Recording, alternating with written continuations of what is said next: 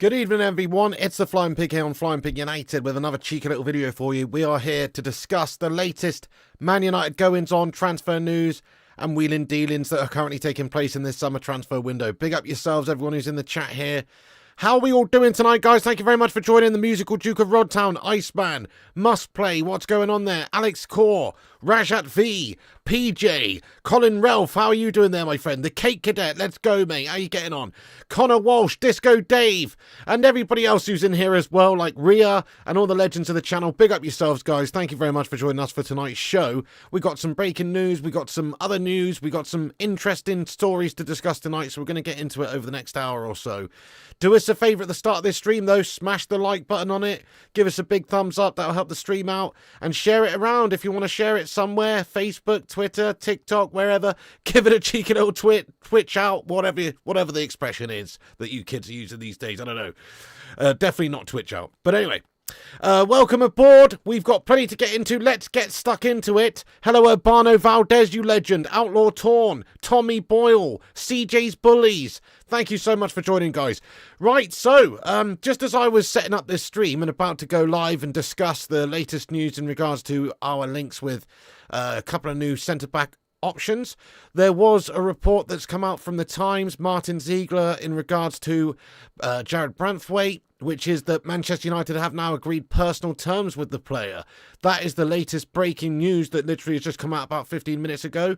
It's reported that it's somewhere in the region of about £150,000 per week for this player. That's obviously a speculative figure that's being bandied around there at the moment. But it does look like, obviously we're waiting for official confirmation from the likes of Fabrizio Romano, David Ornstein, etc. But obviously Martin Ziegler of the Times is a decent source. He is reporting that there has been personal terms agreed here with Jarrad Branthwaite. So that's the latest report. If that's the case, if that's true, then, you know, it's only a certain part of the puzzle. Obviously, it's a puzzle piece of the puzzle that's been completed there. But obviously, one of the other big puzzle pieces is actually agreeing terms with Everton and agreeing the transfer fee, which is obviously going to be a bit of a stumbling block because there are lots of reports that suggest that they are in the market to sell him for around about £70 million. Yeah, that's right. £70 million. I mean, surely Man United are not going to pay that amount of money for this player. Otherwise, we're just setting ourselves up to, you know, have another Slabby Maguire 2.0 situation on our hands. I'll ask the chat, how much you think Jarrad Branthwaite's worth in this current transfer market? Have your say. Lots of people think that he's worth about half of that, myself included, you know, maybe 40 million. Because he is a young homegrown talent. He is obviously a good player and he's got potential. But, £70 million strikes me as the sort of money you would go out there and you would spend on, you know, one of the best centre-backs in the world, proven on paper already, experienced, world-class talent. That's what it strikes me as anyway. So I can't really imagine that figure is going to be reached and agreed between the two clubs. I think it'll be a lot less than that. You know what United are like in these transfer windows, though, in these negotiations. We do tend to get a little bit bent over. And there's every possibility that we will overpay for this guy. But I don't think it's going to be as much as these reports are currently suggesting. £70 million is a heck of a lot of money for this guy. We would be absolutely insane to spend that amount of money on him. But either way, the reports are coming in that, you know, the personal terms have been agreed. So it does seem like there's big interest from Manchester United to sign this player. Obviously, we've got to address the problems we've got at the centre-back position this summer. We need to sign probably 2 players minimum in that area, really, because you've seen Raphael Varane leave.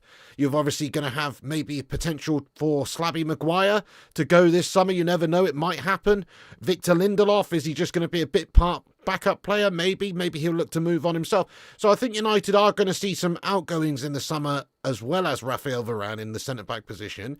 Just who and for how much for and who to is the questions, but we probably do need to bring in a couple of different centre-backs, a couple of different defenders, in order to bolster those options there and give us a bit of quality and a bit of depth in those positions.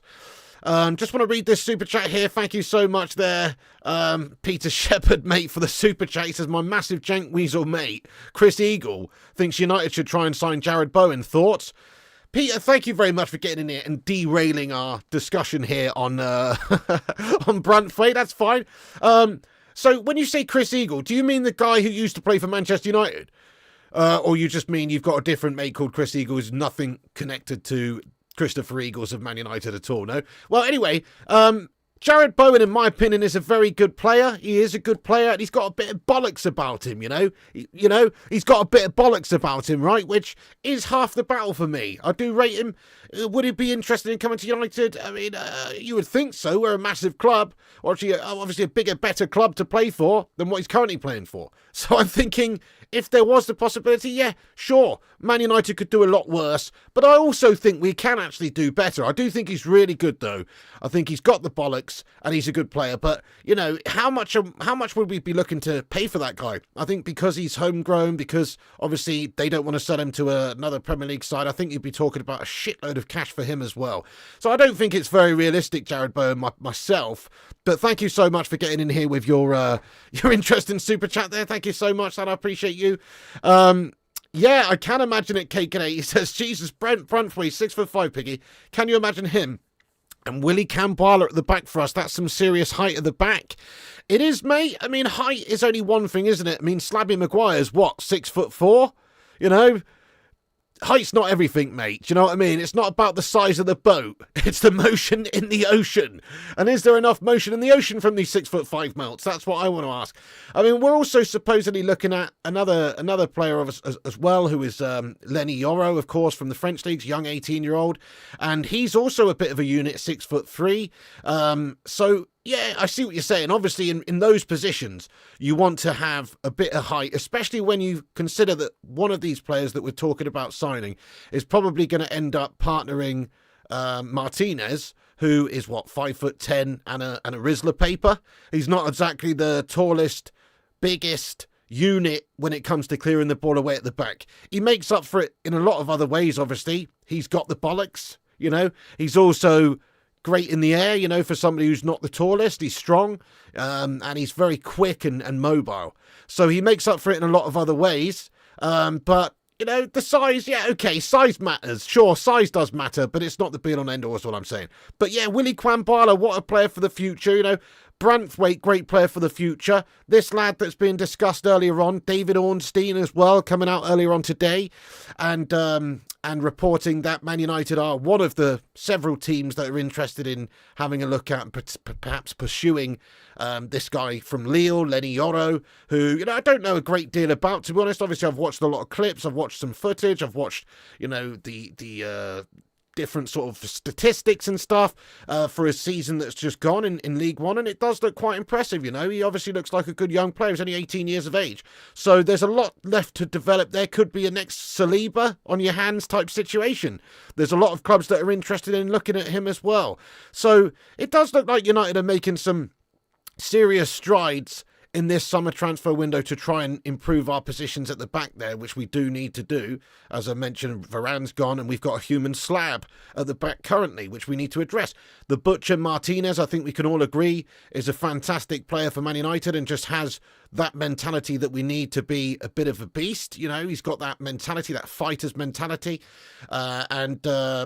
no problems with him whatsoever, but he can't do it all on his own. You have seen him injured out this season quite a couple of months as well, so a long time in fact. So, you know, you've got to be able to have that depth there. You've got to be able to deal with potential injury issues. Plus, there's lots of competitions you've got to rotate.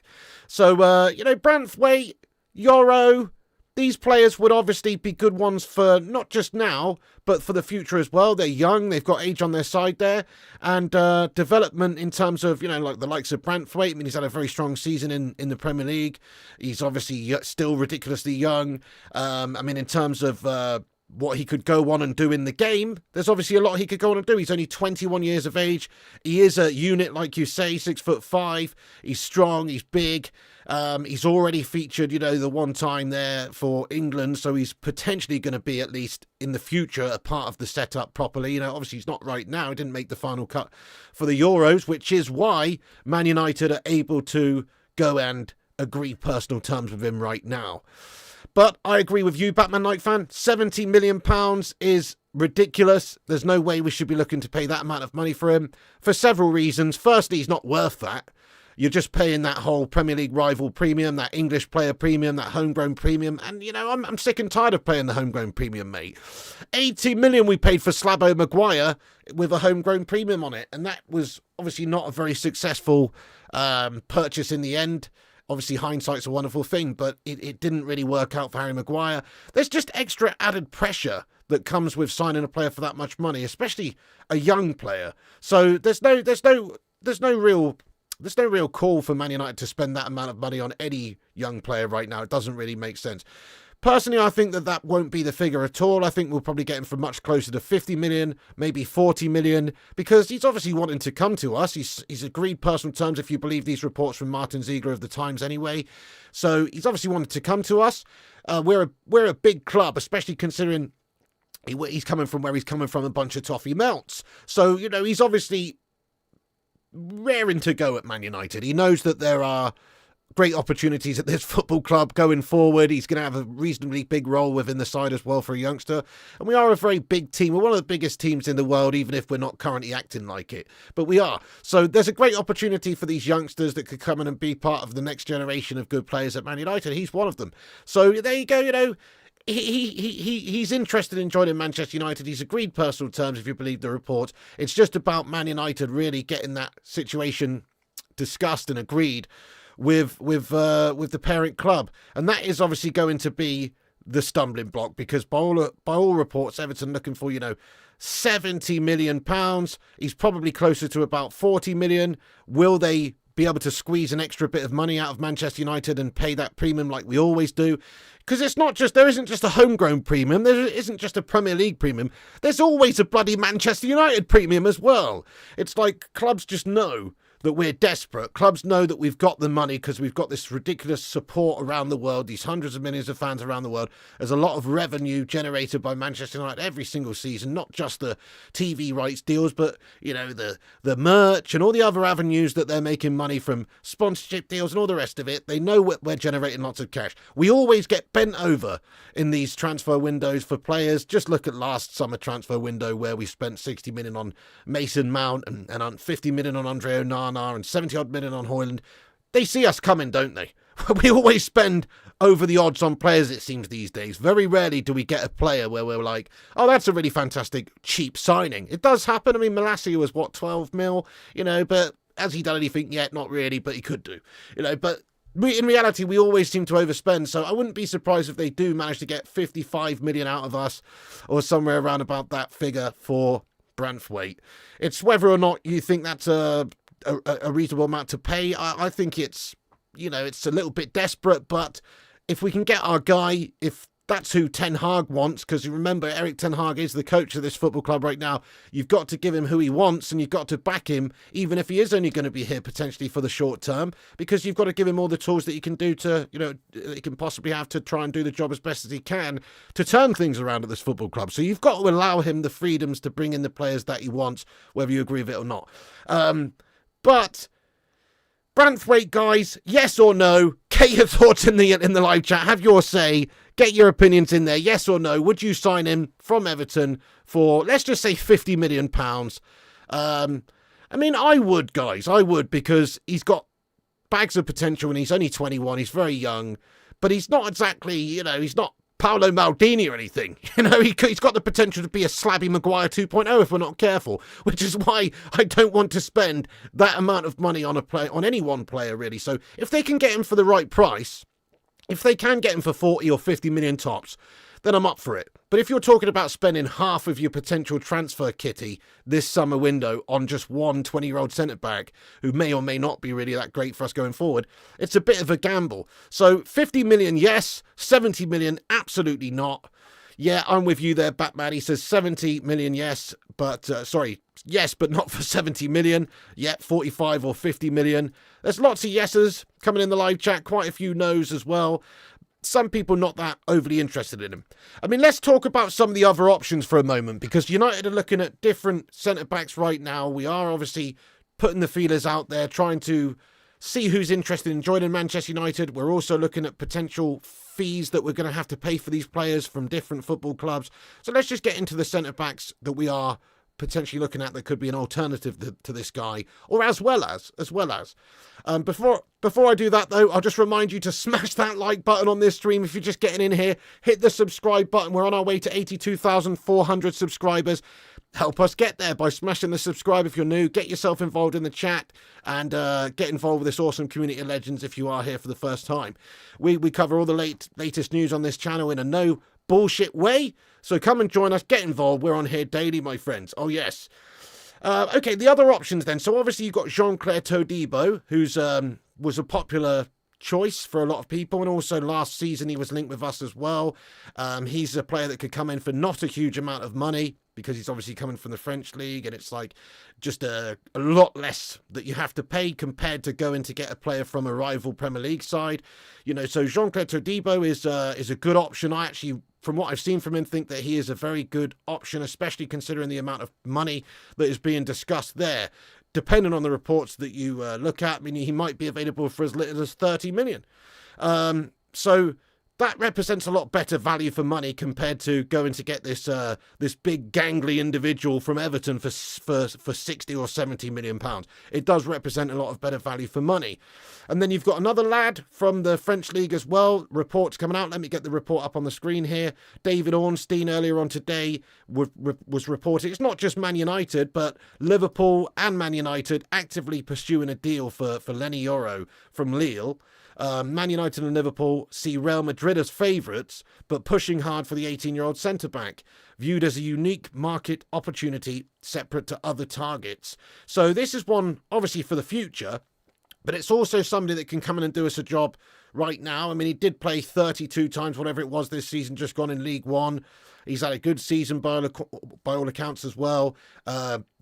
Big, strong, athletic centre-back who could have really bright future in the game. Like I say, could have another Saliba situation on your hands in a year or two's time. And he's somebody that could maybe, play a sort of secondary backup role, maybe not necessarily a backup role, but a rotationary role for a little while. But the question is, would he choose Manchester United over these other clubs? Maybe if Man United really lined up or put in a really nice offer for him and personal terms were very sweet, which we usually do anyway, perhaps he would be interested in choosing us over the likes of Real Madrid or Liverpool. And also there's game time, that comes into it as well. Like, is he going to get into Liverpool's team as regularly as he would get into United's team? Is he going to get into Real Madrid's team as regularly as he would get into United's team? Probably not. Probably has got more opportunities available to him at Manchester United, particularly if you look at how many issues we had in the last season, centre-back wise, defensive wise, injury wise. So I mean, there is a good opportunity for someone like Todibo, like Leny Yoro to come in here and potentially do the business as a rotationary centre-back. So there's an option there. Plus, in terms of his amount of money that it would cost to really bring this guy in, it's also a lot less than Branthwaite. If we just look at the facts, he's got about a year left on his contract.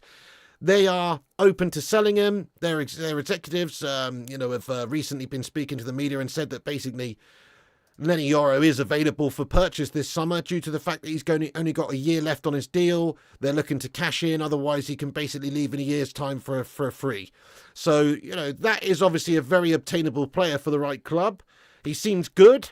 I mean, haven't seen a lot of him. I don't watch the French Mickey Mouse League because it is a guff league. So, I mean, I don't watch this guy week to week to be able to say, this is the next Saliba. I don't really have that in the locker because I don't watch that Mickey Mouse guff league. But from what we've seen, he looks good. He is only 18. In terms of potential, he's obviously got a lot of that. So he's not somebody that's realistically going to be coming in and playing number one centre-back choice straight away. He's obviously somebody that's going to have to develop at the football club. Erik Ten Hag and Manchester United like to develop these youth talents. Potentially could be used reasonably sporadically for a while, or given opportunities if he's performing well, and then in the future develop into a really good player that's playing regularly. So decent option as well. But like you say, Malps, Yoro off to Real Madrid. Yeah, like you say, Real Madrid reportedly have this interest in him, and it's understood that they're the favourites at this moment in time as well to bring him in. So, don't get your hopes up about Leny Yoro, absolutely. It does seem like Real Madrid is obviously leading the race to sign him, but then you've got Liverpool who are also interested. And let's just say how it is right now, Man United, other than the fact that maybe we can pay him a bit more because we're desperate, or that he can maybe get one or two more opportunities because we don't have the quality and the depth there at the back, there's not really a major reason to play for Manchester United right now ahead of the likes of Real Madrid or even Liverpool, to be fair. I mean, Liverpool do have the Champions League football. Liverpool do have the situation where they are just in a better place than us right now. Maybe that will all change with their new manager coming in. Maybe it'll be an absolute slotty flop. Who knows? But right now, let's be honest, Man United isn't exactly in the prime position to sign these players and beat off the likes of Real Madrid. That sounded a bit wrong. But beat the likes of Real Madrid to signings. They're not really in that position, are they? One interesting centre-back link that we've got to sort of talk about here, guys, which I want to discuss really quickly, is there's a story that's been going around, of course, Germany today, which is Sky Germany, are reporting that Matthijs de Ligt could potentially be available and could potentially be a target for Manchester United and maybe have interest in Manchester United.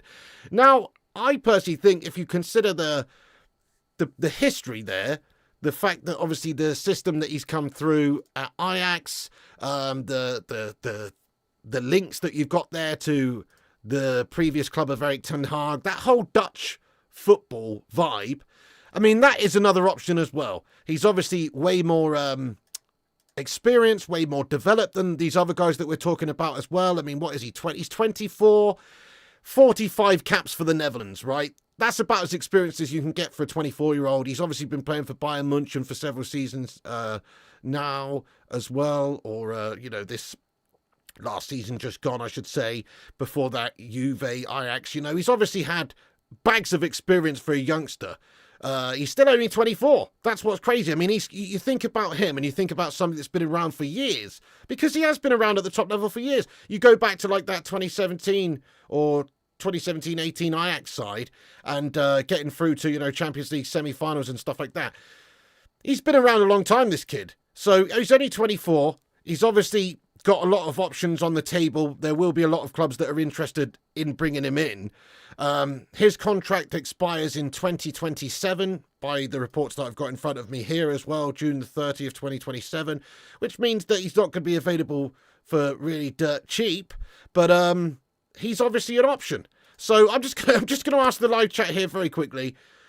Who would you like to see Manchester United sign out of those four options? We've got four centre-back options we've just gone through there. You've got the youngster Leny Yoro, you've got Jean-Claire Todibo, you've got Branthwaite, and you've got de Ligt. If you could sign any of those one players, you can only sign one, who would it be? Me personally, I mean, I'm more interested in de Ligt personally. From what I've seen from him over the years, he seems like a top-tier player, great passer of the ball, bit of a unit. I've seen somebody in the live chat call him Slabby Maguire, the Dutch Slabby Maguire, but I don't think so. I think he's classier than that. You've got that Dutch connection with Erik Ten Hag. You've got that Ajax connection previously as well.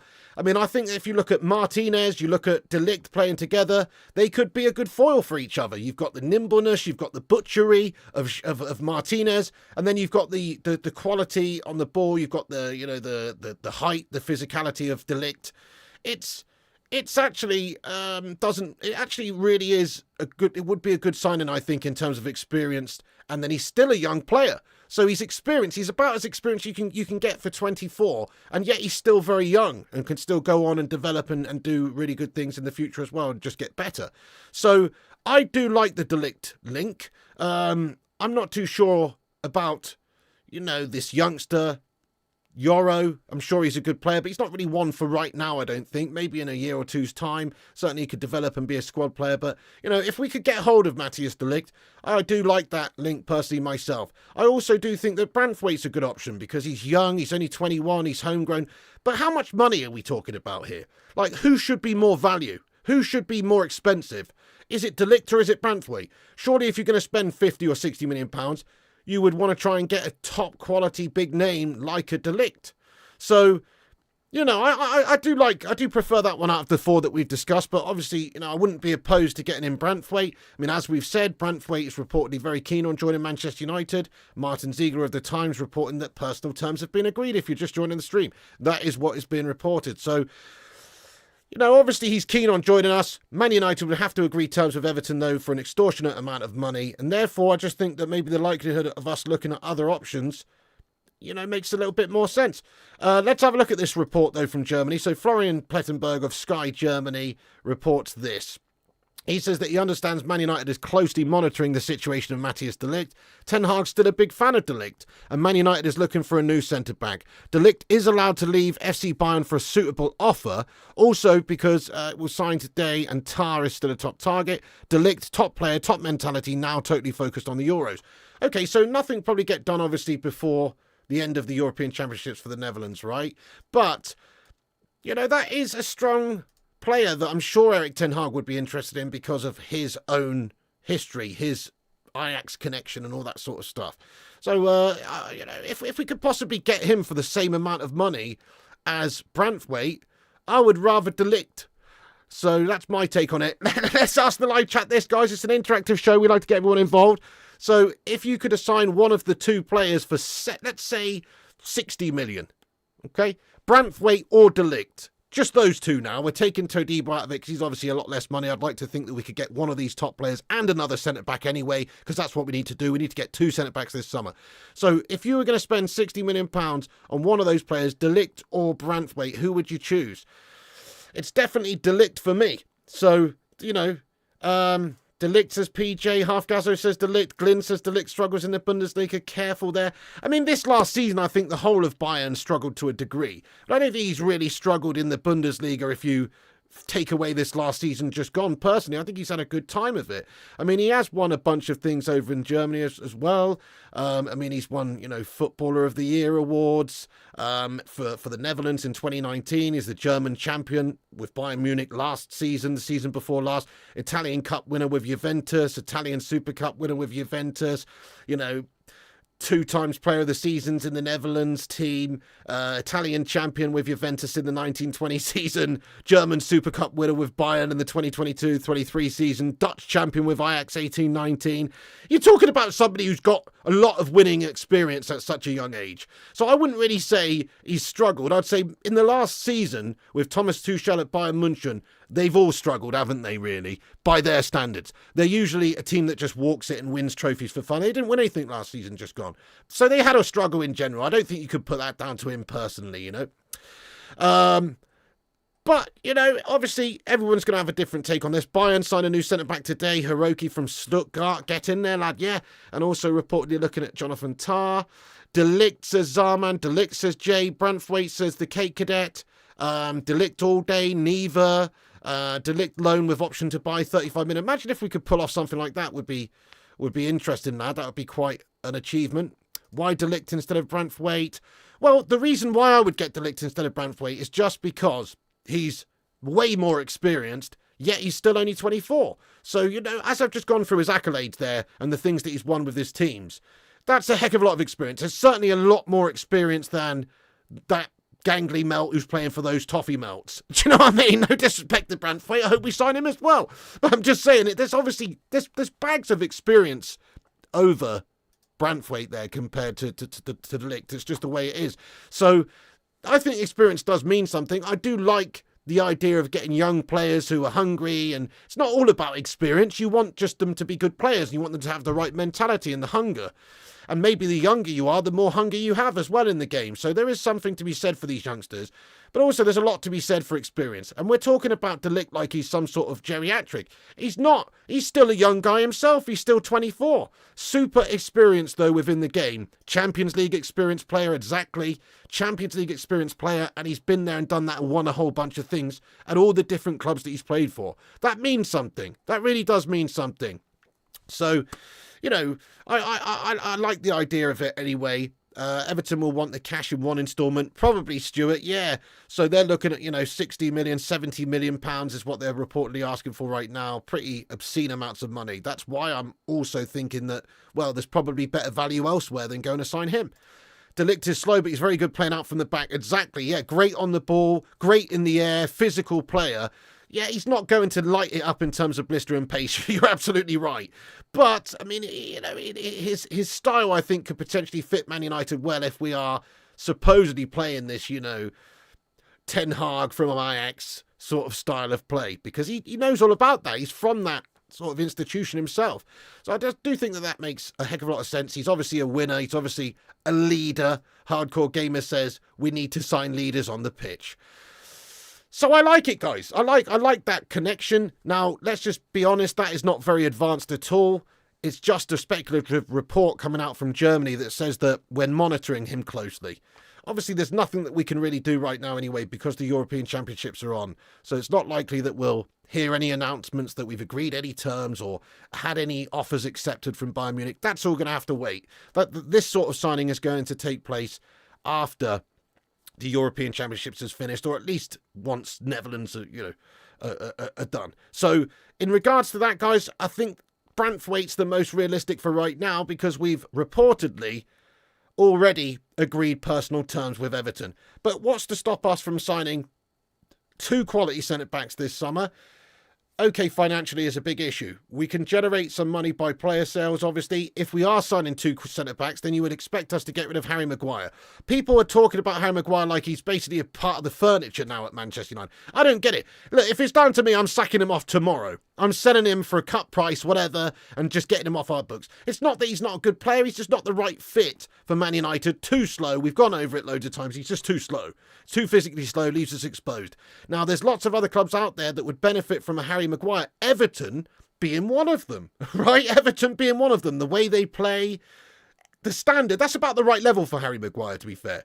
Everton being one of them. So I would certainly try and look to move Maguire on, maybe in some sort of Part X deal, but ideally just sell him off the books, get him off the books. Maybe the wages would be a little bit of a problem, of a sticking point there.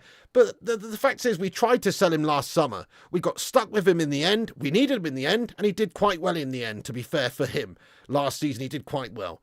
But in reality, we were trying to sell him. We'd already accepted an offer from West Ham for him. Basically, it was down to the player not wanting to go is the reason why that deal fell apart. So it's not like we've not tried to sell Harry Maguire. We already did last summer. So if we can get rid of him, we should get rid of him. And if we can replace, we should replace. And that means that we would generate a little bit more cash back. We'd get a lot of those big wages off of our books. And we've seen Varane go, another player as well, who's obviously a huge name player for Man United. Too injury prone, but on big money himself. When you think about the likes of Maguire and Varane potentially coming off of your books, then what's to stop you from bringing in both of those guys? I don't think there's much stopping you, to be fair. When you also factor in that we're going to invest a bit anyway this summer because it's Ineos's first summer, and also that we're going to sell a couple of big high-profile players like potentially Maguire, but certainly players like Jarrad Sancho, Mason Greenwood potentially as well, you know, that can generate a good bit of cash for us as well. So I don't think it's beyond the realms of possibility to strengthen with a couple of centre-backs this summer anyway. So there's the shortlist. It looks like we've got a nice little shortlist of 4 players that we're currently looking at for the centre-back position there, obviously. You've got Yoro, you've got Todibo, you've got De Ligt, and you've also got Branthwaite. So it's exciting times there for the centre-back spot at United. We obviously are looking to improve. We need to improve upon what we've currently got. The outgoing Varane certainly needs to be replaced at the absolute bare minimum. And then if you look at the season just gone, we clearly didn't have enough depth there. You know, Kate made a good comment earlier. He said Camboila's great one, obviously, for the future. And that's true, and I want to see him develop as well. But he's a young guy as well. He's not featured that much. surely we want a little bit of experience to go along with that too, which is where a player like, say, De Ligt would come in, and then he'd probably have a good understanding of what we're trying to do because he's got that sort of Ajax connection and that Ten Hag vibe, you know? Yeah, thank you. Disco Dave says, I think we need to sign a roofer and a plumber first. I respect that, lad. Good shout. To be fair, I've heard Harry Maguire's got a couple of skills like that, lad. You know what I mean? While he's on the books, might as well get him wearing the old utility belt, lad, going round handyman mags. Do you know what I mean? Why not, eh? Get him up there. I'm sure he could do a good job. But anyway, the theatre of streams is unacceptable, mate. You're absolutely right. I can't actually believe that we saw that this season. I mean, I can, because we've got the shithouse Glazers at this football club, and it basically sums them up. Just they're a bunch of patchwork bodgers, aren't they? That's what they are. They just bodge things. So, it's not like they're expected to really fix too much of these issues. They'll just patch things up for the time being. Maybe we'll see Ineos, if they're really properly in charge of these football operations, making a big change in regards to facilities and things, but it hasn't happened yet, has it? So yeah, that needs to be addressed first. You're absolutely right, Disco Dave. That is pretty shocking, lad. But maybe get Mags on the case, lad. You know, he can hold a hammer, this guy. Little bit harsh. That's a great shout, actually, Johnny. Just employ Harry Maguire to stand at one side of the stadium and lean over the top of it, mate. We've got a nice makeshift roof. Do you know what I mean? It's a good idea, lad. I mean, he is a bit of a human pillar of a man anyway, if we're being honest. Good stuff. You're missing Varane already. Listen, the problem with Varane is it's not his quality. The guy's an absolute quality player, mate. No doubt about it. Try and keep the guy fit, though. Try and keep the guy fit, you know. He's like the French centre-back version of Darren Anderton. He's the ultimate sick note. You know, he's just always out injured. So you could never rely on him. You could never build a proper, strong centre-back partnership with him. You were never going to have Rio and Vidic with Varane. We've seen Varane and Martinez play unbelievably well together. They were a fantastic pairing, probably the best pairing we've seen since Rio and Vidic. However, it was never a pairing you saw regularly because he's always injured. So we need to get away from that. We need to get away from injury-prone players. We need to try and get some more robust players. We need to hope that some of the players that have shown some injury issues the last year don't have repeat injuries like Martinez. Imagine if Martinez just turned into the next Varane and he's in an injury-prone melt. That'd be awful, wouldn't it? Because he's so good. I mean, Eric Bailly, on paper, was another one for us that, you know, was a good player. He was a good, strong, quick, physical centre-back. Only problem with him, his legs were made out of chopsticks, and they just break every single bloody game, basically. That's the problem, you know. We've got too many injury-prone players, so we've got to get away from that. Anyway, so Varane leaving is the right decision for me. He's obviously a great talent, but now's the time to replace, absolutely. By the way, we've got over 200 legends in here. Big up yourselves, everyone. Thank you very much for joining us. Hope you're all having a great night. If you happen to be here for the first time, subscribe to the channel. Get yourself subscribed. Have your say. Smash the like button. Every like helps us out and helps us compete with clickbait wankers and corporation melts. So drop us a little like on this video. It's free. Nice one. Right, okay, let's just get into the chat for a minute here. I'm just going to get into the chat, see what you legends are saying. We are going to have a big Q&A at the end of this video as well, and we'll cover anything that sort of breaks during this show as well. But if you are just getting in here and you're looking at the headline and you're wondering what's going on, well, these are the reports here. Breaking, Man United have now agreed terms with Jarrad Branthwaite. This is via Martin Ziegler of The Times. Here's another little, just a confirmation of it from the Times Sport that says exclusive. Manchester United agreed terms with Jarrad Branthwaite as Everton demands 70 million. And I've seen other reports that say that the amount of money that we are discussing on that we've roughly agreed with him is probably in the region of about £150,000 a week, which is pretty insane. But when you're talking about signing homegrown players these days from rival Premier League teams and paying upwards or at least near £70 million, then I guess that is appropriate. So there you go. But those other reports, obviously, we are waiting for confirmation from, you know, people like Fabrizio Romano, David Ornstein, etc. These tier one journos. But Martin Ziegler's pretty good, to be fair. I mean, you know, obviously we have to wait and see what comes out there. Let me just have a look, see if there's any new updates in regards to this. Don't think there has been, but obviously we are working on this. There are a lot of strong links with Branthwaite. The only issue I think is going to be the amount of money being paid. It's realistic if we can get him for 40 million, maybe 50 million tops, but 70 million pounds that Everton are asking for is absolutely laughable, and there's just no way that we should pay that amount. Me too, Aussie Gamola. I would absolutely rather De Ligt as well. When you're talking about that amount of money, okay, he might be slow, De Ligt. He's not the fastest of players. He's a big unit, right? But, you know what he is good at, though? Reading the game well. Playing out from the back well. He's got a very good, positioning is half of it as well. There's been unbelievable centre-backs within the Premier League that I've witnessed who were slow as sin, but they were fantastic because they read the game well. They were half a yard ahead in their mind. And that's a big thing as well. Slabby Maguire, for instance, he's half a yard slow behind on his feet, but he's also half a yard slow behind in his mind. That's the problem. That equals a whole yard of being behind. That's no good. What you need is somebody who can make up for a little bit of slowness by having a great read on the game, by positioning brilliantly, etc. Like a John Terry type, for instance. John Terry was never the sort of player who was a blistering pace merchant. He was never Rio speeds or Sol Campbell speeds or anybody like that. He was slower. But tell you what he was great at reading the game. He was great physically in a combative situation, battles, aerial battles, clearing the ball away, etc. To praise John Terry is a horrible thing to do, but it's true. He was obviously good. He was faster ahead in his brain in a lot of ways.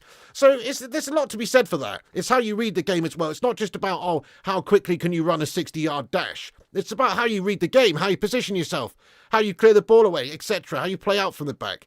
So I've got to be honest and say that I think De Ligt is a better option. And even though he would be not the fastest option at the back, he might be the best option. And that's right, Parrell. De Ligt, Martinez, they've played for Ajax in the past, both of them. That is the sort of situation. I don't know if they played together, though, did they? Maybe they did, but you saying they are. Maybe they did, but I know, obviously, De Ligt went off to Juventus, 2-3 seasons ago. Then he went to Bayern. So, yeah, I'm not 100% sure if they had many experiences playing together, but they're both from that whole institution of Ajax anyway, which is something. It's a connection, and obviously it's a connection with Erik Ten Hag's style as well, which is what he's going to want to try and get his team to play like. And, obviously Maguire's not done it for him. Maguire did a good job for us this season just gone, but Ten Hag tried to sell him in the summer, and he also had admitted essentially that Maguire wasn't his guy. He dropped him, he took the captaincy off of him. That's not something you do with somebody you've got a lot of faith in that's playing the way you want them to play. He obviously wasn't playing the way that Erik Ten Hag wanted him to play, because he can't play the way Erik Ten Hag wanted to play, because he's too slow in the mind and on his feet. So that's really the reality, is that if you can get somebody that likes to play in a Ten Hag system, if you can get somebody that Ten Hag wants to play, I think it's a good addition to the side. Rushmano, how you doing, you absolute legend? My transfer guru getting in here. Great to see you, my man. How you doing? Absolutely hope you're having a good one, lad. Here's a question for you, Rushmano. Todibo, De Ligt, Branthwaite, or this young lad, Leny Yoro? Have your say. I like De Ligt personally. Only 24, bags of experience, lots of stuff won. Yes, he's going to be expensive, but the amount of money that you're talking about spending on Branthwaite is also not chump change, is it? It's a heck of a lot of cash. Bremer and Todibo would be class, or fair play to you, lad. Brazilian vibes. Fair play to you. Todibo is a good option as well, absolutely, and he represents much better value for money than the likes of, Branthwaite, to be fair. I rate Branthwaite. I think he's going to be good, 21 years of age, but he's expensive, very expensive. You've got to pay the Man United premium, the English premium, the Premier League rival premium. It's too expensive, guys, in a lot of ways. To be honest, though, these are just speculative numbers that are being bandied around, aren't they? So Branthwaite is obviously a very good player. I'd like to see him come in, but only if the price is right. 70 million is ridiculous, but it's not going to end up being that figure, is it? We'll have negotiations with Everton. They might want that. That might be their asking price, but they'll have to come down significantly on that one to be able to, to be able to do a deal with us. At least I'd like to think so. I can't imagine Man United would be foolish enough to go and spend that amount of money on any sort of one young 21-year-old player at this moment in time. I just can't imagine that we would do that. But then again, we are talking about a club here that spent 80 million on Maguire, 80 million on Pogba, 80 odd million on Anthony Dos Santos, etc. So, I wouldn't put it beyond us. Yeah, Yoro's only an opportunity if the cash is right. Get in there, my son. Thank you very much, Roshmano, for your say there. Yeah, I like Yoro from what I've seen from him. Don't know a lot about him because don't watch the Mickey Mouse French League. But he does look good, and he's only 18. And if the price is right, then let's play ball. You know, if the price is right, get him in. But what is the price going to be? That's the question, isn't it? You can't really be looking to invest hugely in a young 18-year-old who's very much unproven on both the international scene. He's obviously not capped for the first team of France. He's obviously only played for Lille in the French league for this last season just gone, which he has featured like a lot of times, 32 times, I believe, which is good. And he's obviously done well by all accounts, but that's a big step up to come in and spend, I don't know, 30 or 40 million pounds in and expect them to be a success instantly in the Premier League. He's one for the future. But what we were discussing is the fact he's only got 1 year left on his contract, which means that Man United are in the position where, just like Real Madrid or Liverpool are, where they can get him for cheap, quite cheap. You would think they could get him for quite cheap because in a year's time he's going to be able to leave on a free transfer. Surely Lille want to sell him right now in this summer window while they can still get 20 or 30 million for him. So we might see that signing as well as, you never know. I mean, I'd like to think that we can get a couple of different centre-back options in to replace the outgoing Varane and the potentially outgoing Slabby Maguire. Paul Parrell, thank you for your comment. I think we should bring in young talents like Leny Yoro. If it doesn't work out, at least they can be sold for good money. Fair play, lad. Fair play, yeah. So the problem with buying players like Branthwaite or Maguire or whoever for 80 mil is that if it doesn't work out and you have to sell them on in a few seasons' time, you're almost guaranteed to sell them for a loss, aren't you? Like particularly Maguire, who was aging. This is why younger players are obviously a lot better. They will hold their value. They'll develop. They won't diminish their value as quickly, nowhere near. So, you know, they're an appreciating asset a lot of the times. Maguire has always been a depreciating asset since we've got him in here. You know, he's obviously signed for 80 million and then he's had just calamitous, gash-tastic, slabby-esque seasons, which have hurt his value. But even if he'd had decent seasons, his value would still obviously be dipping every single season. Whereas these guys, Yoro, Branthwaite, those guys, if they do well, they're going to appreciate in value. They're going to be worth a lot of money. And if you can get them for cheap to begin with, like, for instance, this Leny Yoro, if you can sign him for 20 million, 30 million because he's got a year left on his deal, then there's no risk involved there, is there? Because like you say, even if he turns out to be pretty bang average long term, in 3-4 years' time and he looks bang average, well, he's only 21, 22. He's still going to have a significant market value for the right team interested in looking into him. So very good point there. I like his style. Very good point. Hey, Jesse Talks Football. How are you getting on there? Good to see you. Thank you so much. She says, smash the likes. Do as she says, guys. And smash that thumbs up button on it. You know it makes sense. Thank you there, Koch Fu Gamer, for subscribing to the channel as well, boss. Good man. You know it makes sense. You know it makes sense subscribing to the channel. Yeah, we're going to be covering all the latest United news as and when it happens. And give you all the latest breaking news in a no bullshit way. If you're not familiar with this channel, there's no clickbait guff around here, guys. We just cover the latest reports from the leading journalists, and obviously we got some inside sources and stuff which give us a little bit of info here and there. But there's definitely not a whole bunch of guff that's pumped out here on this channel. So if you're new and you like that idea, smash the sub up and get yourself involved. Nice one. Right, okay, so I'm going to get into a Q&A shortly, but before I do, let me just sort of run down what we've discussed. We also, before we get onto that, actually, there's obviously problems in other areas as well, like, it's not just the centre-back positions we need to strengthen. Ideally, we need another midfielder. Ideally, we have to look at a striker, most definitely. I think the bare minimum of what we need probably this summer is 4 players, bare minimum, 2 centre-backs, 1 centre mid and a striker, bare minimum, but ideally we'd like a right winger as well. I mean, I do think that giving Ahmad Diallo opportunities makes a lot of sense this coming season because he's shown great glimpses, but we would be interested in bringing in a right winger, of course, as well. You know, the likes of Elise has been mentioned, but Chelsea probably leading the chase on that one, we'll see. Lots of different options there for us, but certainly minimum couple of centre-backs, centre-mid, striker. We do need to get a new striker in because we've got Tony Martial, who's leaving the football club. I think he leaves officially, obviously he's basically left already, but officially leaving, I think, at the end of this month, officially anyway, when a contract runs out.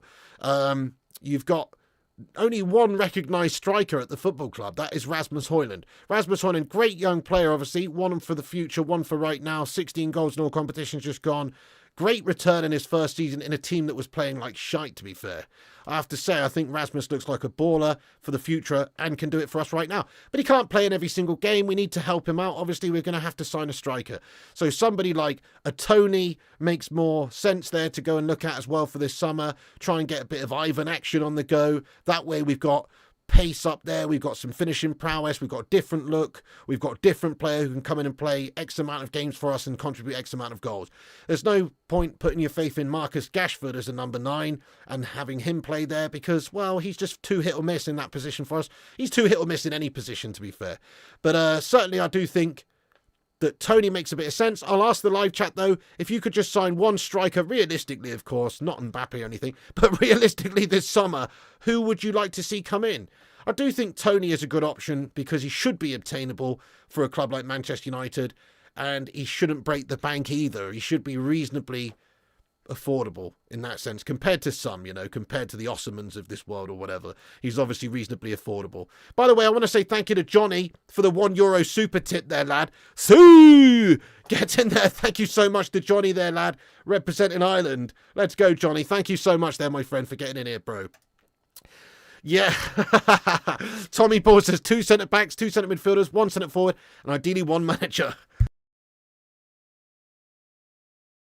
Well, that's not going to happen right now, is it? Ten Hag is here. Ten Hag is going to be back this summer in the transfer window to a degree. Maybe he won't be backed as much as a fresh manager who wants to shape the side because he's already shaped the side a little bit in his image. But he is going to be given money this summer to spend and sign players that he wants, which is why I think, players like De Ligt could well be on the agenda for United to look at after the Euros, not before the Euros, but after the Euros, just because he's got that whole Dutch vibe connection, Ajax institution sort of thing going on there. So, yeah, Ten Hag is going to be here.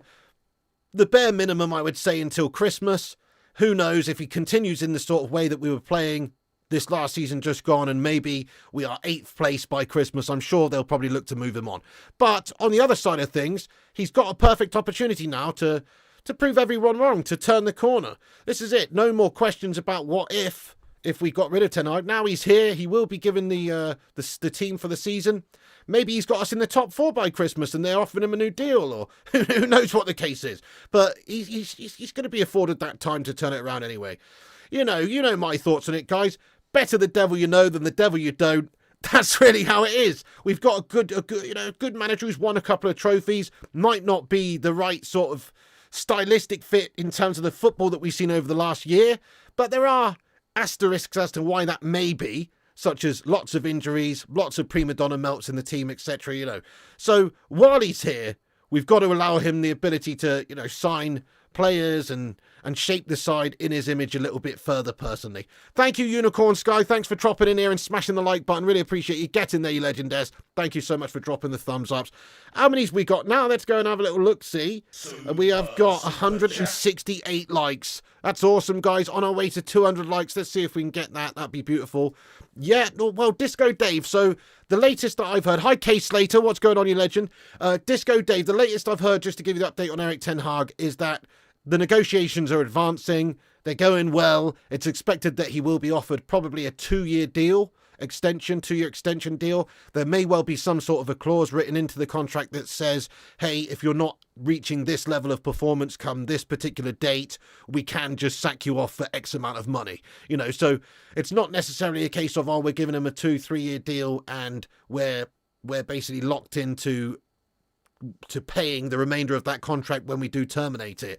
He is maybe in the position where he's got to prove himself a little bit still, obviously, and therefore if they are going to give him an extension, they might just write something into the contract that says, hey, if you've not reached this position by this date, we've got to be honest and say 8th place isn't good enough, it's time to part ways, etc.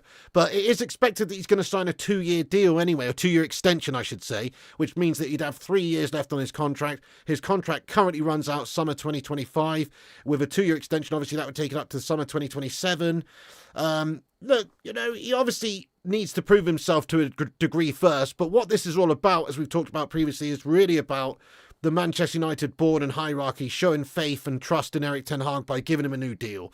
I'm sure they're not happy with the 8th place finish, the -1 goal difference, that guff. I'm sure they are happy with the FA Cup trophy, though, and essentially, if you believe the reports anyway throughout the summer, they've interviewed, or not necessarily interviewed, but certainly sounded out different managers for the potential replacement of Erik Ten Hag.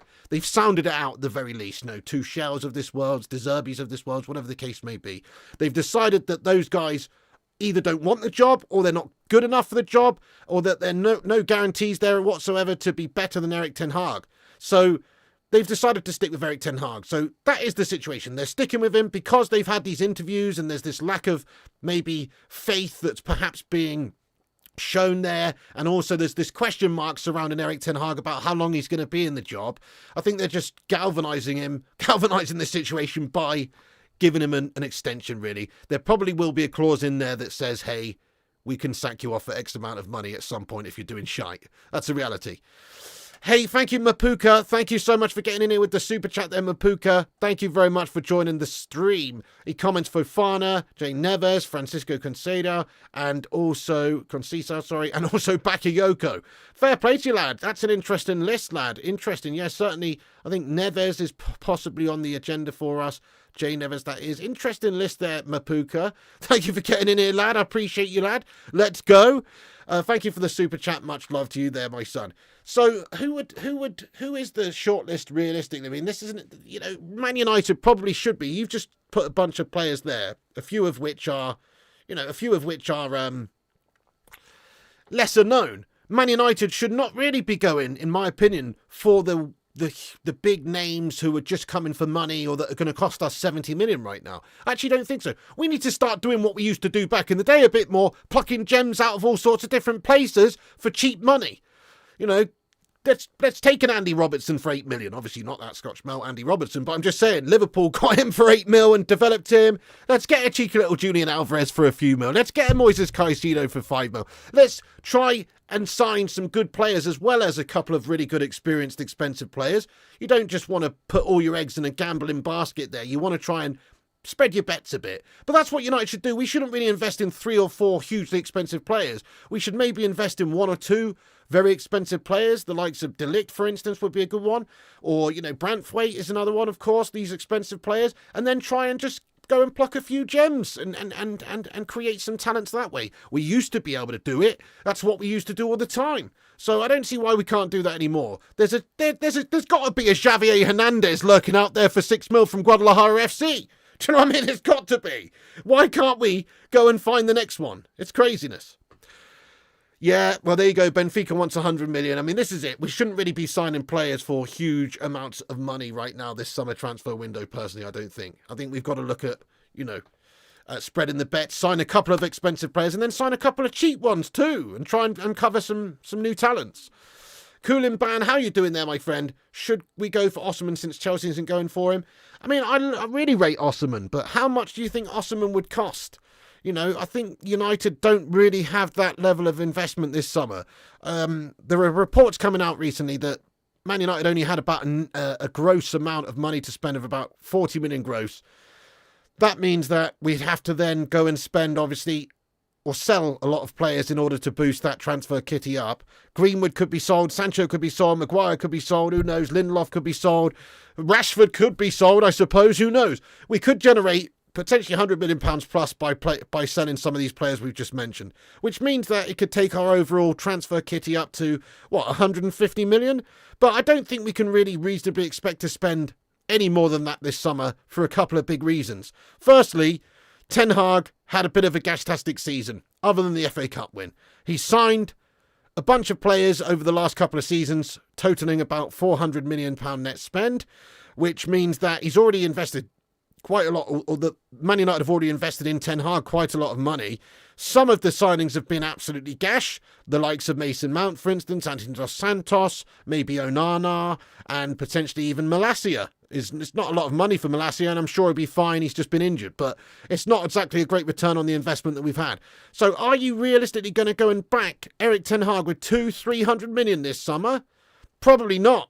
And the problem with Osimhen is he costs a heck of a lot of money. I don't know how much he would cost, but I'm guessing like 80, 90, 100 million. Who knows? So heck of a lot of cash that you'd have to fork out on one player. And then what does that do for the likes of Rasmus Højlund? Well, now he's going to be playing second fiddle to somebody that you're paying hundreds of thousands of pounds a week to and cost you a shitload of cash, which means that his development perhaps gets a little bit halted.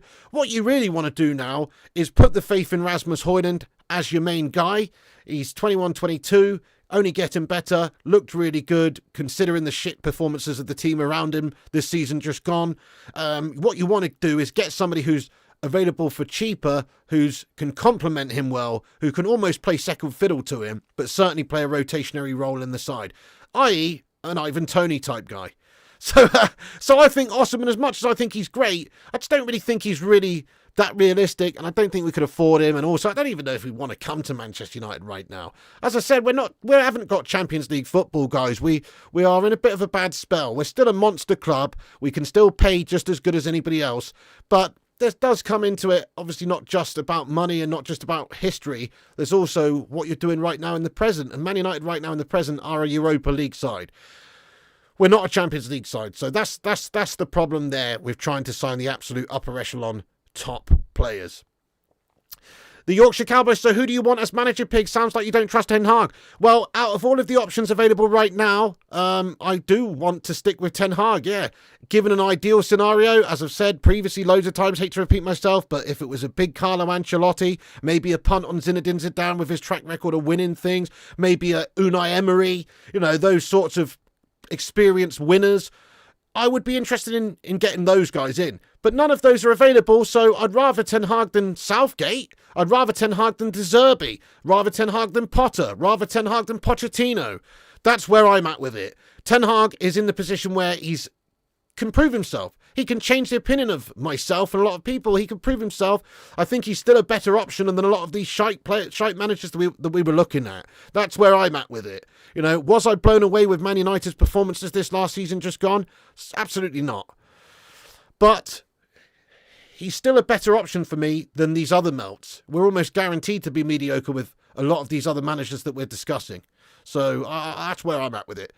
Ivan Toney's everything Højlund is not. He'd learn loads of him. Yeah, there you go. So, that's it. He's still a young guy, Højlund. Still bags to learn.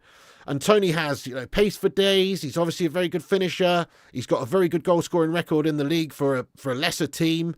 So I think that would be a really good sort of foil for Rasmus to play off of and to rotate as well, because let's face it, most of the time they're not going to be playing on the pitch at the same time. It's going to be one or the other, which is all the more reason why you want to get somebody who's stepping up to play for a big club like Man United rather than somebody that's just coming for money or, from another huge club expecting to be the main guy. You want somebody who's prepared to put in a shift to help the team, Yeah, absolutely. Hello there, Martin, so far. I'm all good. Thanks for asking, boss. Right, okay, we're going to get into a Q&A now, folks.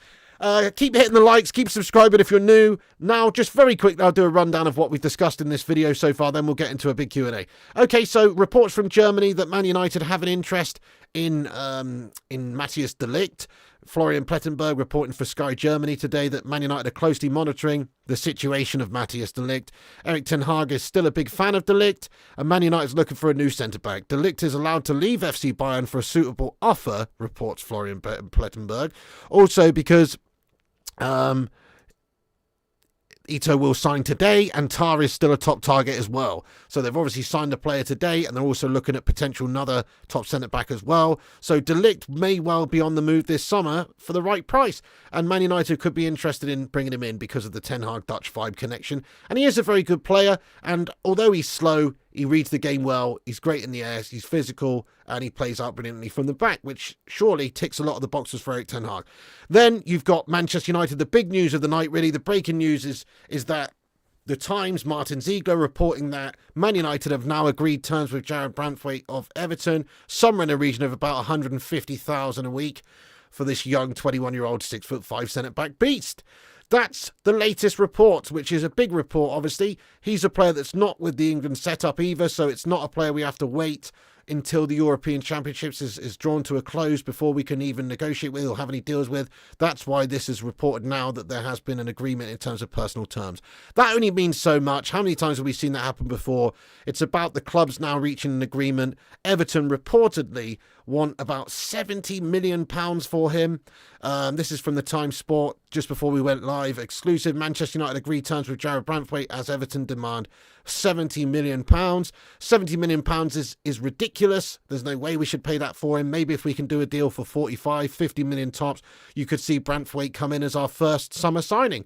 It's possible. Other teams are now signing players and lining up players to sign. We are expected to do something sooner rather than later. Most of our business will probably come after the Euros have finished, but certainly some business should be done during and before. So there you go. Branthwaite, 70 million, that's the big story of the day. Also, David Ornstein reporting earlier on that Liverpool and Man United are pursuing a deal to sign Leny Yoro from Lille, who's a exciting 18-year-old centre-back with a bright future, but apparently Real Madrid are favourites at this moment in time and are pushing hard to sign the 18-year-old centre-back. Man United, though, do have strong interest in him, as do Liverpool by the sounds of it, and he's viewed as a unique market opportunity, separate to other targets. There's a couple of reasons for that. He's young, he's strong, he's athletic, and he's also got only 1 year left on his contract, which means that he could be obtainable for not a ridiculous amount of money. So those are the biggest news stories of the evening, guys. That's basically the news stories right there. We're going to get into the live chat now for a cheeky Q&A. Thanks for listening and watching. Now it's time to have your say. Get your thoughts in about anything we've discussed in this video. And thanks for listening to me ramble on here for over an hour. Absolute legends. 50 million for Branthwaite. Absolutely Vutinator, lad. 50 million makes a heck of a lot of sense. No more than that. It's crazy. And let's face it, that's probably 10 million more than he's actually worth. It's just the fact that he's English and coming from a rival Premier League side, why we would spend that extra. 50 to 55. Chrissy J says United won't sign any players until after 30th of June. You're probably right, Chrissy J, yeah. You're probably right, lad. Eric Diabolical pushed De Ligt out of Bayern's first team. No way he is good enough. Eric Diabolical, mate. Fair enough. I mean, you know, I don't really share that same opinion myself. I think that he is a good talent. I mean, from what I've seen from him in the past, I think he's very good. He's very experienced. You know, we're talking about somebody who's 24, who's got 45 caps for the Netherlands, who's that's never a bad thing. And obviously, he's won stuff at all different levels that he's been at, including with Bayern Munich the season before last, and including at Juventus and stuff. So he's a winner. He's a winner. Get rid of the slab, says Simon Warner. And plus, you have to remember, if Ten Hag wants him and he wants to play a certain way and De Ligt fits into that way of playing, then that's also a big plus point, isn't it? Tommy Boyle, great comment, says 5 of the 7 teams who finished above us won nothing this year. Only us and 2 others have something to show for the season. It's a nice big silver cup. Fair one. I mean, that is a fair point, isn't it? Yeah, that's a fair point. We did do well in that sense, winning that FA Cup. It definitely papers over a lot of the cracks. I mean, imagine if we'd have finished 8th with no FA Cup. I think everybody would have been sacked off if that was the case. But because we did win the FA Cup, it's given us Europa League qualification, which is obviously as good as finishing 5th. And it's also won us a trophy, which, like you say, only a couple of teams have actually done this season. So, no, when you look at it like that, Ten Hag's won stuff at this football club, and he's a winner. He won the League Cup last season and got to the FA Cup final last season also. So, you know, can't argue with that. Can't really argue with that. Renz, what's going on there, Renz? How you doing, you legend? How are you getting on, long time Don? De Ligt is overrated and Ten Hag is not in charge of transfers. Yeah, I mean, maybe he won't be in charge of transfers as much as he was previously, but he has been so far. You know, look at the signings we've made. They're sure, we have to go through a vetting process, and, you know, the recruitment team, everybody has to sign off on these deals, and they're the ones doing the negotiations, not Erik Ten Hag. But also at the same time, you look at all the signings we've made, they're basically all Ten Hag signings, aren't they? Martinez is definitely a Ten Hag signing. Malacia is definitely a Ten Hag signing.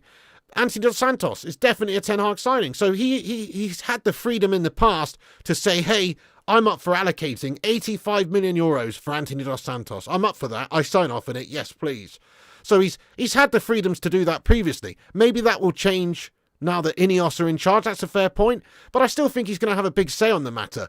He might not have as much a say on the matter as previously, because obviously he's not in as strong a position as he has been previously at the club on the back of a bit of a ropey season.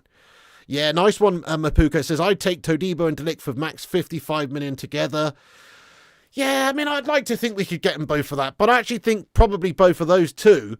You know, you consider the experience of De Ligt, you consider his stature of the player, he's only 24. I don't think you could get him for less than 40, 50 million on his own.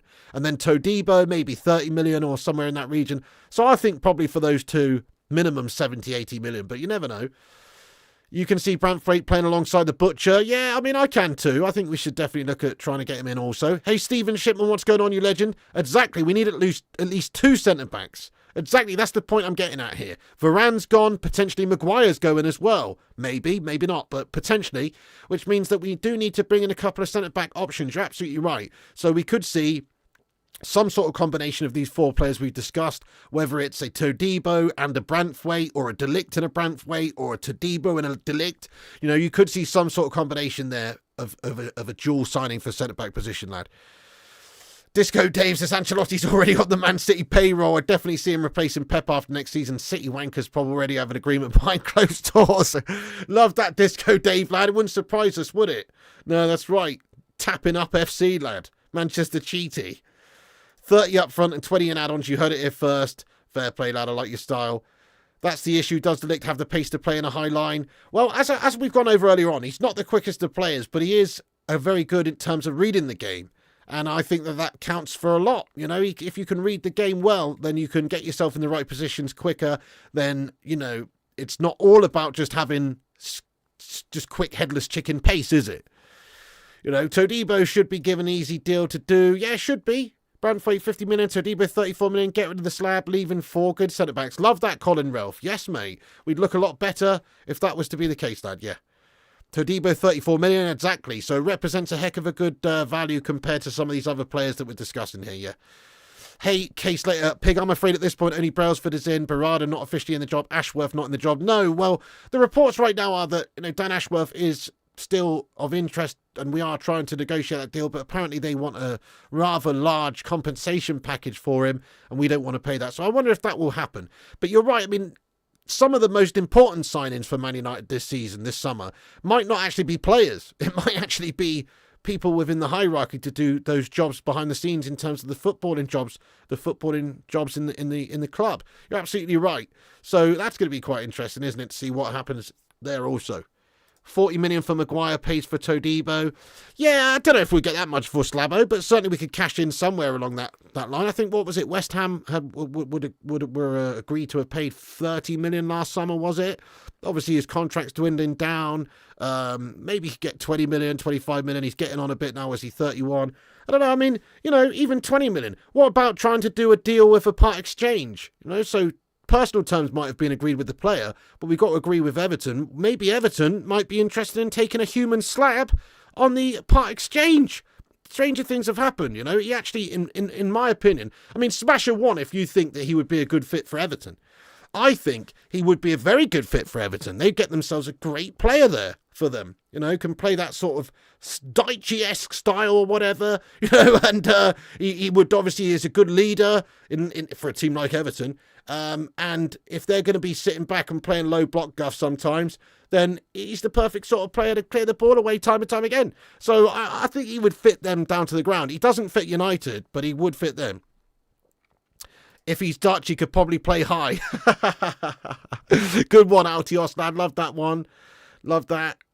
Yeah, he's got experience in relegation battles. Hello there, Mark Coughlin. It's going, mate. How are you getting on there, my son? Good to see you. Are we going to loan any players out? Probably Simon, yeah.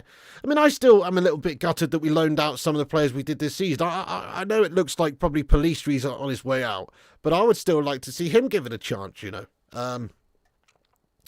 Exactly, 20 million for Dan Ashworth through the door. It's insane, isn't it, lad? It's insane money to try and convince them that that's the right thing to do. Like a glove, I can see Deitch now. You think Mags is perfect for Everton? Exactly. Lots of ones coming to the live chat. Everton can make him captain too. Yeah, so who's to say that maybe we can't do some sort of a deal there with Everton? It doesn't have to be just a financial deal. United working quickly. Let's hope so, Rushmano. Yes, lad. Get in there, VFTB Sports. Good man. Yes, nice one. So Mark Coughlin says till Christmas. You think we missed a trick with Alvaro Fernandez? That's another one. He's gone now. Like, what are we doing there? That was a strange one, wasn't it? He was loaned out last season. Definitely could have done with him around the place to help out with those injury issues, as it turned out also. Good shout. Yeah, nice one. Right, okay. Well, you know, that's basically it anyway, guys. That's basically the latest news of the evening. I just wanted to jump on here, give you the latest updates on, you know, on Branthwaite. It's big news reported from Martin Ziegler anyway, that we've agreed terms with him. Will we be able to agree a deal with Everton? That's the big question. Ornstein says that we are pursuing Leny Yoro as well, but so are a lot of other clubs. And apparently there's some interest for us for De Ligt over at Bayern München as well, which I think makes a lot of sense, as he's experienced, only 24, he's got that Dutch connection, etc. And then there's also Jean-Claire Todibo, who we're also reportedly interested in looking at as well. So some very good links there for the centre-back positions. Hopefully we can get some business done sooner rather than later. It would be nice to get Branthwaite signed up, very soon.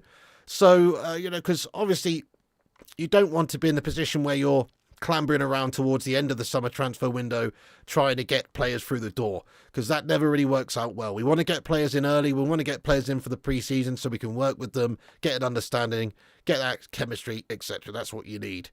He has had a good season, yeah, the Slab's had a good season, but it's just not the right fit for us, really. Thank you, Jamie Robertson, thank you so much. And we let Reguilon go in January with a break clause, mate, when we could have kept in. Weird decision that by United. He was actually decent. Yeah. Interesting. To agree terms of the player suggests the player wants the deal. Yeah, precisely, Darren Booth. It does, doesn't it? Yeah. So why wouldn't he want the deal, to be fair? It's a big step up going to play for Manchester United, and he knows that he'll be coming into a side that he's probably going to play regularly in as well. At 21 to play for Man United regularly, that's a dream. That's a huge dream for any young professional, I'm sure. So there you go. Branthwaite's in charge now. Looks like we're making moves. Can Esther Slabby go back to Leicester now they've been promoted? Yeah, good shout. There you go, you see. We did used to be Mark Coughlin. Yeah, unfortunately, lots and lots of issues there with the ownership of this club has put us in the position we're in now. But we will get back there one day, my friend. That's a big problem as well, Rashmano, is the wages. Yeah, absolutely. Guys, I've got to wrap this video up, though. But thank you so much, everyone, for getting in. Before we go, I'm going to do a cheeky giveaway, guys. All you have to do is go over to the short that is linked at the top of the live chat here, right, guys? There's a little short on there that I made. And shout out to Wonton Doodle, absolute legend, Mass, for doing the animations for it. But it's a little short. All you have to do is comment on it in the next 10 minutes. Everybody who comments on it between 11:05 and 11:15 p.m. UK time will be entered into a t-shirt giveaway, which we're going to draw tomorrow on the next stream. Okay, so please do us a favour of going to enter the t-shirt giveaway. Just write a comment in the next 10 minutes. Doesn't really matter what it is. Go and smash a like on the short as well and give it a watch. It's only 60 seconds long. It's just a little list I made of the 3 worst Erik Ten Hag signings. There you go. So please do that. Thank you very much, Kate Cadet. Giveaway here. Giveaway. Comment here. Right here. Boom. There it is in the chat. Click that link. That will take you to the short. Comment on that short. Show some love to it. And you will be entered into the giveaway. But thanks everyone for watching. Great stream. 200 likes. Baby, we did it. Break out the red panties. 200 likes, guys. Thanks everyone who's hit the like button. That's amazing. Hit the thumbs up. Thank you, Mapuka. I appreciate you getting in and watching the show, lad. Thank you so much. Pep out. Make the most of it. Simon Warner, Kingslayer, J United, Kate Cadet, lad. Larry Hasser. You the man too, my friend. Tisco Dave, Enigma Al. Great to see you. How you been? Yes, lad. Stephen Shipman, you Don. Connor Walsh, Sanjay, Johnny, Kingslayer, MT, and everyone. There's no gaming stream tonight, guys. Sorry to let you down. There will be tomorrow, though. And obviously, we're doing the European Championship games as well. Scotland versus Germany tomorrow on the channel. Come and join us for that. We're doing a watch-along for it. We're going to see Scotty McTominay banging a cheeky little hat-trick against the Germans, my son. Hey, didn't you see that one coming, did you? Anyway, thank you all for being here. Like, subscribe, comment. Follow us on Instagram, Twitter, Facebook, TikTok, Twitch, and Kick at Flying Pig United. Check out the website, flyingpigunited.com. Check out my gaming channel, Flying Pig Gaming. Check out the darts channel, Flying Pig Darts. And you have yourself a bloody good one. Come back after this video's finished. Get your comments in about anything we've discussed. Mate, thank you very much, Kate Cadet. I'm going 3-1 to the Germans, to be honest. I really hope Scotland do well, actually, but I'm going 3-1 to the Germans, lad. Nice one, Yorkshire Cowboy, Duncan, Abano, you legend. Get in there. Batman, Mark Coughlin, and everybody else as well. What a community of legends. Have a good evening. Thanks for watching. Remember, go over here, comment on this video in the next 10 minutes. Boom, there it is. And you will be entered into a t-shirt giveaway. That's it from me, guys. Thanks for watching. Piggy loves you. Interesting news. Some positive stuff for United today. Hopefully we can get one of these deals over the line sooner rather than later. And we start to rebuild this pretty lackluster United side very soon. Good night. God bless. Piggy loves you. And I'll see you on the next one. And remember, when the seagulls follow the trawler, this is because they think sardines will be thrown into the sea. Thank you very much.